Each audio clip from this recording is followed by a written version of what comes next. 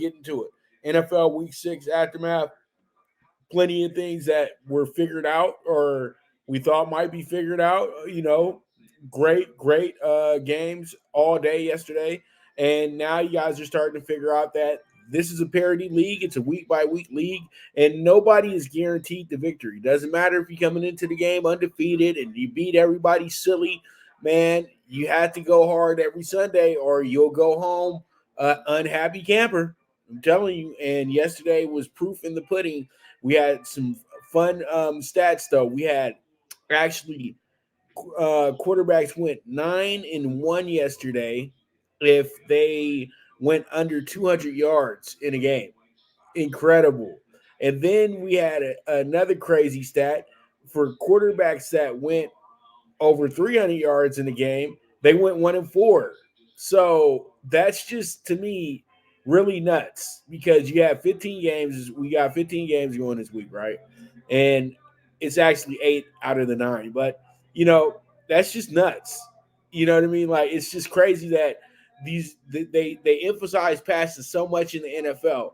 But you see that the guys that threw under 200 yards won, and the guys who threw over 300 yards lost. It's just nuts. Like, it's a crazy stat. And I keep looking at it every year.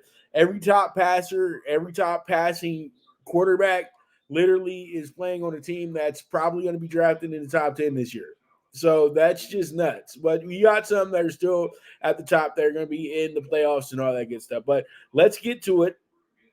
And I was talking upsets, and Browns in the 49ers 15-game winning streak with a 1917 win in Cleveland. It was ugly. It was really ugly, but the Browns prevailed. They were able to get the win with P.J. Walker as the starting quarterback. He was the third quarterback this year that had played for the Browns. They decided to have the veteran go instead of the rookie, which probably was the best choice because he did give them the best opportunity to win the game.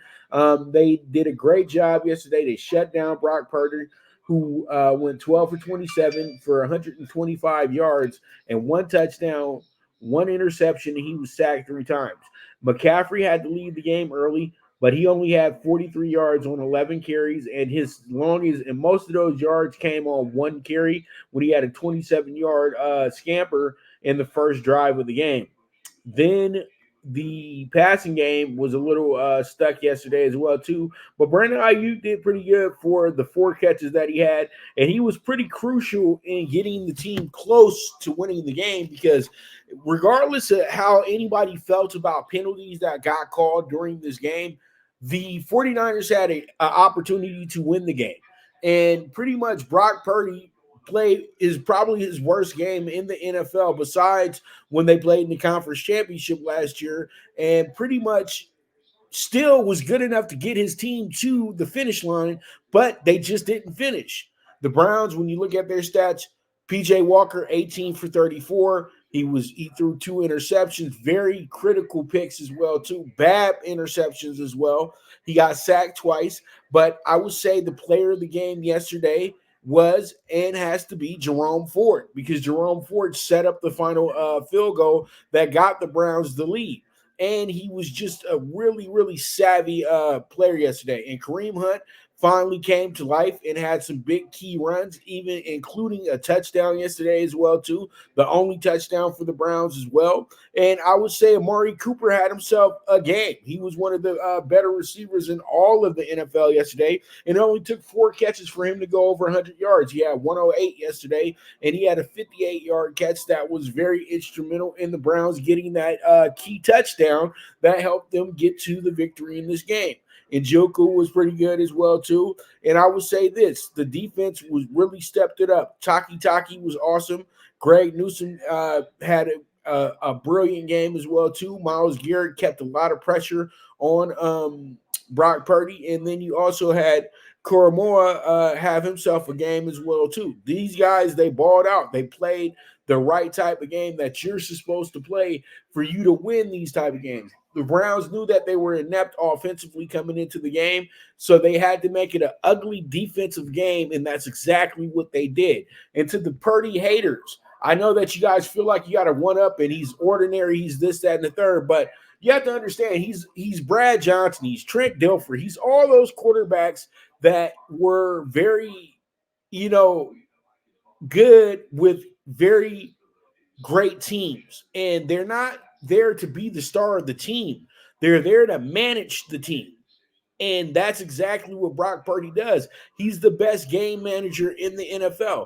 And believe it or not, Tom Brady is called the GOAT, but he was the best game manager in the NFL literally the 20 years he was in the league. It's not about who can throw the ball 80 yards down the field. It's not about who threw for 50 touchdowns a season. It's about guys who can put their team in positions to win every game that they're in.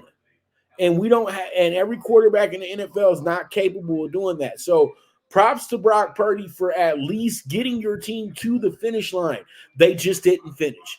And props to the Browns for not giving into the hype of the 49ers, not being intimidated, not letting the 49ers walk into Cleveland Brown Stadium, which is now the First Energy Stadium, and letting them think that they could just run their house. They had a squabble in the first before the game even started. That motivated the Browns even more to make sure they got this victory. Because look, everybody who was a key part, except for McCaffrey, that was in that brawl, all had to go sit out for a bit. Debo was lost for the game, and it was just real critical on how this team responded, and they responded very well. They showed that their biggest strength is their defense, but they also showed one of their other strengths is being a very tough team, and that's exactly what helped them get the win yesterday. And the Browns moved to 3-2, while the 49ers moved to 5-1, and both move on to next week. The Browns have a game against the Colts on the road, while the San Francisco 49ers travel to Minnesota for a Monday Night Football matchup with the Vikings. So with that, let's move forward and get into our next